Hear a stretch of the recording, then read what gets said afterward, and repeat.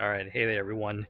So I've been composting and specifically vermicomposting for about 9 months, and I thought I'd share some of the mistakes that I've made along the way, along with how to either fix them or avoid some of these mistakes. Now, I realized that I was making some of these mistakes when I saw in the Hungry Bin manual that I should have been able to collect castings, which is worm poop, after about 2 to 4 months. And I haven't collected it yet at all. And I've had this for about 9 months now. Now, I do have a good population of worms. I do have worm castings in there. I was just expecting it to be full to the top, and I'm nowhere near that. Now, maybe that's a misunderstanding of expectations, but that's just been my experience and how I've interpreted things. Now, to let you know, just in case you're not familiar with the Hungry Bin is a flow through worm bin versus a tiered system that you may see in other worm bins. So what that means is this is literally one bin. So it's completely empty in the middle. There's no layers or anything like that that you see in the tiered system. And how this works is you'll feed through the top, and as the worms eat and create castings, it'll move down and due to gravity. And as it moves down, you see this tapered design where it's wide up here and it starts narrowing down. The lower it goes, the more narrow it goes. That's because as it goes lower, it'll compress. And so two things happen here. One, there's less food down there, so the worms will move up. But also, because of the compression, they don't prefer to be in tight spaces. They prefer, especially red wigglers, to be closer to the top. And since the food is there too, it kind of promotes the idea of having your worm stay closer to the top, whereas your finished castings move lower and lower. And at the very end, there's a bucket right here that's held on by two latches on both, one on each side. And when you pop that down, the entire uh, box should be filled with castings. And then when you put it back up, everything should just continue to move back down. And I really liked the idea of this because I didn't want to move things from one tube to the other. You might have other systems that have like a 5 tier system where one tier is where you're putting fresh food or kitchen scraps, and then you may have another tier that's waiting to finish, you know, being created into castings. One might be just dry bedding, etc., and you're constantly shifting and moving. And that's something that I wanted to avoid because I was trying to make this easier on myself. Now, just to let you know, most of these mistakes that I made are not catastrophic, which means that, I don't think I really lost any worms or very many worms through these mistakes, but I didn't create a great environment for them to thrive. So hopefully, learning from some of these mistakes will help your worm bin thrive a bit more. And then lastly, most of these mistakes will apply to most worm bins, except for the first one, which is specific to the hungry bin. So let's get started with the first mistake I made, which was not filling high enough. So when you first get any worm bin, you're usually filling it with some type of material or bedding. In my case, I used a mixture of coco coir and cardboard. And I only filled up to right here, the middle part, thinking that, oh, that's a good enough material for the worms. But really, they actually recommend you filling it all the way up 3/4 of the way up to here. So what that does is it gives them more space to move around. It also gives them more areas to hide and run away from if there's some temperature variances within your bin. So that's kind of uh, the first mistake I made. What you can do, one, if you notice before you set it up, then of course fill it up 3/4 of the way. If you've already gone down the path like I did, um, What you can do is at each feed, just add a little bit of soil or a little bit of compost. Maybe you have other finished compost from another bin or something, or maybe just add some regular soil like I'm doing, and I'm just adding a little bit of a layer each time just to raise this amount.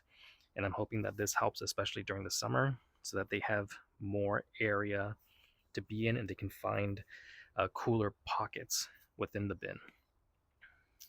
All right, the second mistake I made was trying to use paper as browns. Now, you do have to add some browns when you're doing your feed, but initially I did use quite a bit of paper, and I found that when I use paper, paper can mat up quite a bit.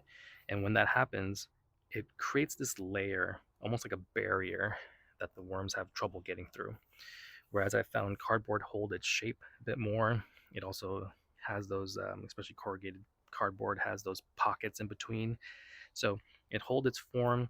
It creates this area bedding, and so I find that fantastic to be using going forward.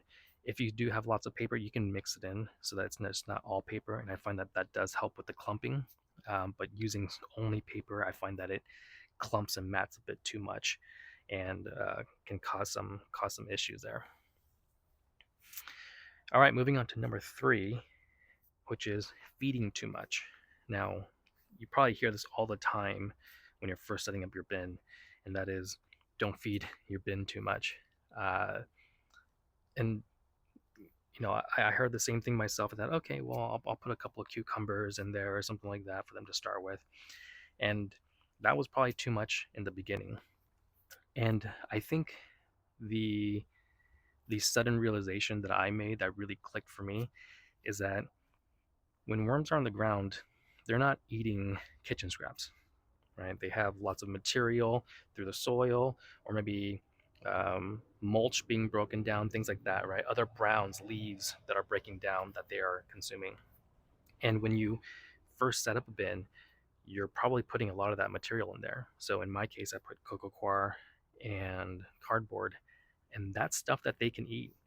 So you really don't need to put very much food. Literally, 2, 3 strawberry tops to start with, and wait for that to be consumed before adding more, because they can eat cardboard.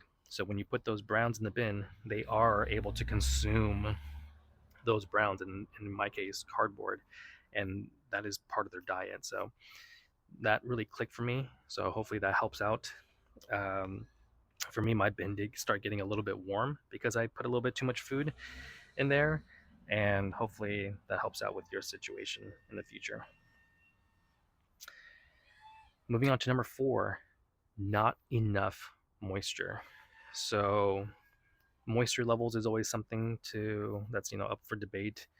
I've read tons of content and other forums, and they'll talk about how some say, oh, you don't need to add more moisture because your kitchen scraps will provide that moisture for you. And that is true. It does add some moisture, but if you're adding a number of browns, so again, the cardboard that I'm adding in, that kind of soaks up a lot of that moisture. And I found that if you're adding quite a bit of browns, that I do need to add in some moisture as well. So I'll usually have like a spray bottle with some water, and I'll spray down the browns, and I find that that's sufficient to add a little bit. Now here's the other side of the coin. The worms did fine without me adding water for the longest time. It is true that when the kitchen scraps break down, it does release water, and that's what they use it from. But I found that, especially for the hungry bin here, there wasn't any water coming out of the bottom, and that is something that they do note. So they do mention that you shouldn't have to add additional water, but if there isn't water coming out of the bottom of the bin, you should add a little bit more. And I find that kitchen scraps alone is not enough for water to come out of the bottom of the bin, so I do add a few sprays after putting the browns on top.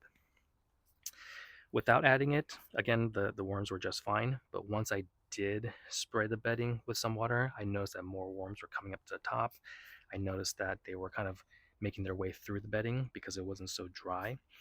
And I noticed that there was more eggs up top as well because I'm creating just a better environment for them to thrive in. All right, moving on to the last mistake that I made, and that was the temperature. So red wigglers, which is the main composting worm that you hear about, they do well between 40 degrees Fahrenheit and 90 degrees Fahrenheit, or 4 degrees Celsius and 32 degrees Celsius. So in my case, I have it here underneath the awning. So there is quite a bit of shade. But on the right side of the bin, over here, about the right quarter of the bin, does get quite a bit of sunlight in the afternoon. And that means that my right side of the bin gets hotter, especially in the summer. And that means that the worms will migrate over to the other side of the bin. So that's something to be aware of and to be cognizant of. So I have seen way more worms tend to be on the left side in the summer. It'll be the opposite in the winter when they want to be a little bit warmer, and they'll be more on the right. Now this does change two things. One is, where you put your hungry bin. Recommend trying to put in a location that it can maintain that temperature range, whether it be maybe more out in the sun if you're in a colder climate, or underneath some type of shade or patio or awning if you're in a warmer climate like I am. If it does get too extreme in one direction or the other, you may need to bring it inside, maybe a garage or some type of shed or something covered to help with that temperature. Now, that temperature range I gave earlier, that's not necessarily the outside temperature. Remember, there's lots of material in there, so while it might be, let's just say 90 degrees outside, it probably won't be 90 degrees in the center. Now this also changes to the second point, how I feed them. So I used to feed them all over, but I noticed that if I made a mistake, and I'm pretty casual with this bin, I kind of just throw stuff in. If I make a mistake, the entire bin warms up because of that composting process. So what I've done now is, because I know that the right side gets the sun, I feed in horizontal rows. So I'll feed the top row in one feed, and then the following feed I'll feed on the bottom. And this allows me to give myself some wiggle room if I make a mistake. So if I overfeed the top and it starts warming up, they have this bottom left corner to hide to because the sun's on the right hand side. And the same idea if I feed too much on the bottom. One last tip that came to mind about helping with the temperature of the bin is that, especially in the summer months, if you're in a warmer climate, it may get really warm, and you may need to figure out ways to cool down your bin. And I've seen other people use maybe frozen water bottles or reusable ice packs, and they'll leave it inside the bin during the day on those really hot months or hot days. I personally actually use ice cubes. I find that this kind of helps solve two problems. One is the moisture situation. Of course, make sure you have drainage, like in this bin, which allows the water to go through. If you have a bin that does not have drainage, you really need to watch your moisture. But if you do, I find that ice cubes work fantastic. One, it cools down the bin, but two, it adds the moisture. And actually, three, I don't even have to come back and get it later. I just let it melt and don't have to worry about it. So I really like using ice cubes. Hopefully that helps out your situation with the temperature as well. I hope all these tips and mistakes I've made will help you on your vermicompost journey. And I'll definitely do a 1-year review on this bin in a few more months. Thanks, everyone.